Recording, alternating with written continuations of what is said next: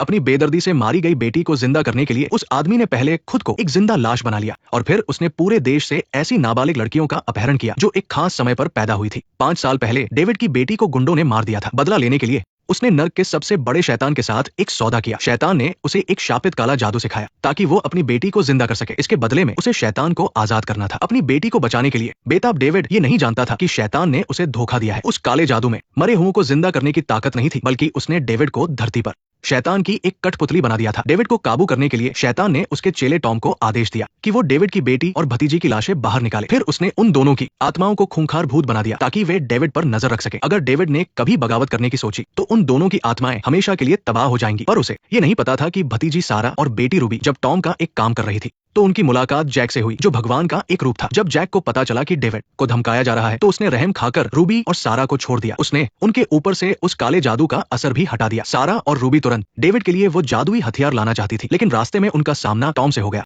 जब टॉम ने देखा कि उनका जादू टूट गया है तो वो इतना बेरहम हो गया कि उसने डेविड के साथ अपने उस्ताद और शागिर्द के रिश्ते की भी परवाह नहीं की। उसने एक ही झटके में डेविड की भतीजी की आत्मा को हमेशा के लिए मिटा दिया और डेविड की बेटी पर पहले से भी ज्यादा खतरनाक जादू कर दिया। इन सबसे अनजान डेविड अब भी शैतान के लिए नाबालिग लड़कियों को पकड़कर भूतों को खिला रहा था। उस रात एग्जाम खत्म होने के बाद एमा अपने घर से बस कुछ ही कदम दूर थी कि अचानक जमीन से निकले एक भयानक हाथ ने उसे कसकर पकड़ लिया। इससे पहले कि वो कुछ समझ पाती उसे घने अंधेरे में खींच लिया गया। डेविड सभी लड़कियों के साथ एक जैसा ही करता था। वो पहले एक अजनबी होने का नाटक करता और लड़कियों की रस्सियां खोल देता, फिर वो उन्हें भागने का एक रास्ता दिखाता था। उसका मकसद था कि मरने से पहले लड़कियों के मन का डर और बेचैनी खत्म हो जाए। लेकिन इस बार जब एमा की बारी आई तो कुछ अलग हुआ। भूतों ने उसे वही नहीं मारा, बल्कि उसके शरीर में कुछ खास होने की वजह से उसे किसी और काम के लिए दूसरी जगह भेज दिया। वहीं दूसरी तरफ घर पर इंतजार कर रहे एमा के पिता को अपनी बेटी वापस आती नहीं दिखी। जब उसके फोन का भी कोई जवाब नहीं मिला तो वो उसे ढूंढने निकल पड़े। रास्ते में उन्हें सिर्फ उसका गिरा हुआ स्कूल बैग मिला। ये सोचकर कि उनकी बेटी का अपहरण हो गया है, वो बिना वक्त बर्बाद किए सीधे पुलिस स्टेशन रिपोर्ट लिखाने पहुंचे। लेकिन मैक्स ने सारे सीसीटीवी कैमरे चेक किए और उसे लड़की कहीं नहीं दिखी। इसके अलावा लड़की के गायब होने वाली जगह पर उसे शैतान के निशान भी मिले। मामले की गंभीरता को समझते हुए उसने मदद के लिए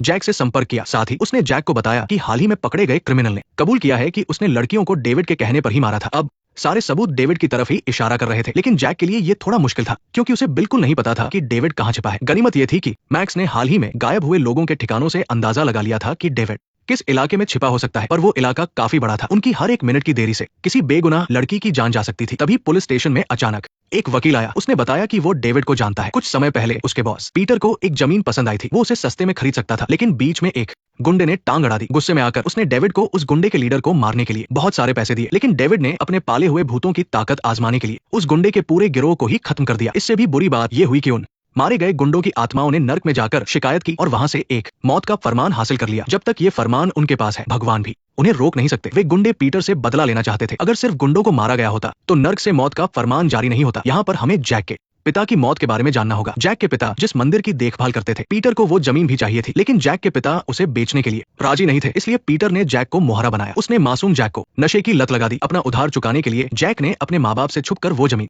पीटर के पास गिरवी रख दी। जब जैक के पिता को यह पता चला तो वो मंदिर बचाने के लिए अड़ गए। आखिरकार पीटर द्वारा लगाई गई आग में उनकी मौत हो गई। कई सालों से पीटर लगातार ऐसे ही गुनाह कर रहा था। हालांकि वो हमेशा कानून से बच निकलता था, लेकिन अंत में बदला लेने वालों के हाथों मारा गया। पीटर की दर्दनाक मौत देखकर वकील समझ गया कि ये उसके कर्मों का फल है। उसे भी अपने साथ ऐसा ही होने का डर सता रहा था, इसलिए वो पुलिस स्टेशन अपनी सुरक्षा की गुहार लगाने आया था। अपना गुनाह कबूलने के साथ ही उसने डेविड के छिपने की जगह का भी खुलासा कर दिया। जब जैक वहां पहुंचा तो डेविड बहुत खुश दिख रहा था क्योंकि अब वो अपने पाले हुए खूंखार भूतों से जैक को हराने वाला था। अरे बकवास बंद करो, मारना शुरू करो, मुझे जिंदा लाश सिर्फ ये सब करने के लिए बनाया था। इस लड़ाई में डेविड सिर्फ अपना बचाव कर रहा था और हमला नहीं कर रहा था, क्योंकि वो जानता था कि सारा को फंसाया और बरगलाया गया है, बिल्कुल वैसे ही जैसे सालों पहले लियो ने उसे फंसाया था। उसे लगा कि सारा और उसकी हालत एक जैसी है। उसने सारा में अपने बीते हुए कल की झलक देखी, आगे बढ़कर सीधा चेहरे पर वार किया। और प्रिंस ने डेविड को अपना वारिस इसलिए चुना क्योंकि एक तो डेविड और उसके पिता दोनों उसके बहुत बड़े भक्त थे, और दूसरा वह इस मौके के जरिए डेविड से उसकी गलतियों का प्रायश्चित करवाना चाहता था। डेविड ने इतने सालों के तजुर्बे से एक बात सीख ली थी कि बुरे लोगों को हमेशा ताकत से ही कुचलना पड़ता है। ऊपर से लिसा का अब तक कुछ पता नहीं चला था। सारा को देखकर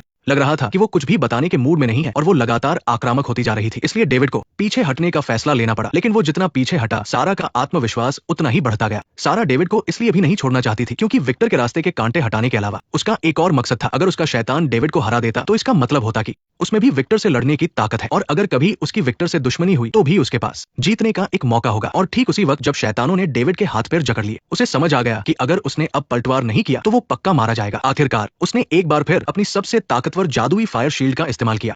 5 साल पहले भी सारा इसी फायर शील्ड से हारी थी और 5 साल बाद आज भी वो उसी शील्ड से हार गई। ऐसा लगता है कि पिछले 5 सालों में उसने कोई तरक्की नहीं की। धिक्कार है, तुम किसी जमाने में गुरु हुआ करती थी। लेकिन डेविड की हालत भी कुछ खास अच्छी नहीं थी। ये जादुई शील्ड जितनी ताकतवर है, इसे इस्तेमाल करने वाले को भी उतना ही नुकसान पहुंचाती है। इस वक्त उसमें आगे लड़ने की बिल्कुल भी हिम्मत नहीं बची थी और जैसे ही डेविड वहां से जाने लगा, सारा ने उसे जोर से पीछे खींच लिया। उस पल डेविड ने पहली बार मौत का खौफ महसूस किया। उसे डर था कि सारा फिर से उस पर हमला कर देगी। लेकिन इसके बाद सारा ने सिर्फ 3 चीजों का इशारा किया, पूर्णिमा, जादुई चक्र और केंद्र, और फिर वो जलकर राख हो गई। लेकिन उसने लिसा के बारे में एक शब्द भी नहीं कहा।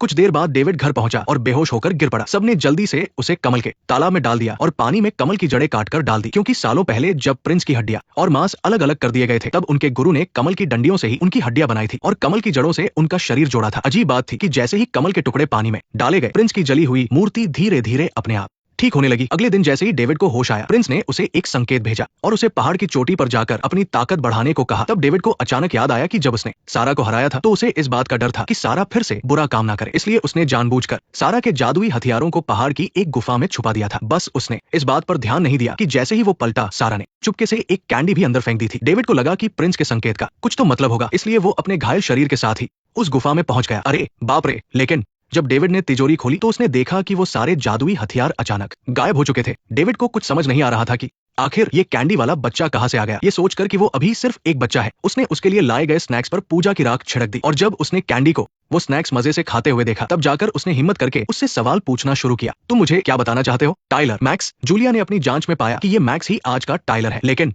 उसने अपना असली नाम जानबूझकर क्यों छुपाया? क्या इस कैंडी वाले बच्चे का आना अगले वारिस से जुड़ा हुआ है? क्योंकि डेविड के पास मौजूद जादुई कार्ड अब बहुत कम बचे हैं। विक्टर चाहता है कि इससे पहले कि प्रिंस अपना नया वारिस ढूंढे, वो एक बार फिर से शैतान को इस दुनिया में ले आए। आगे की कहानी में क्या होगा, आइए अगले एपिसोड में इसका पता लगाते हैं।